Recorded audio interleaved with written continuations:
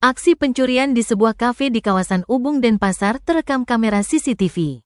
Video aksi pencurian itu pun viral di media sosial yang terjadi pada Rabu, tanggal 6 November tahun 2024.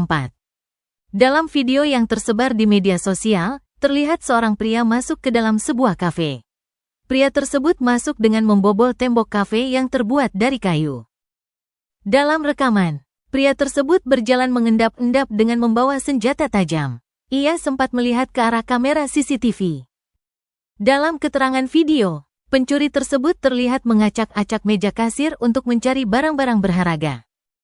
Pria tersebut berhasil menggasak beberapa barang berharga, di antaranya sebuah tablet Samsung, HP Samsung, serta uang tunai sekitar Rp500.000. Aksi pencurian ini berlangsung cepat dan tanpa hambatan, mengingat kafe tersebut sepi pada saat kejadian. Video aksi pencurian ini kemudian menyebar luas di media sosial, mendapatkan perhatian dari banyak warganet yang merasa geram dengan kejadian tersebut. Beberapa komentar menyarankan pihak berwajib untuk segera melakukan penyelidikan dan menangkap pelaku. Hingga saat ini, pihak kepolisian belum memberikan keterangan resmi terkait perkembangan kasus ini. Namun video yang beredar menjadi bukti kuat bagi penyelidikan lebih lanjut.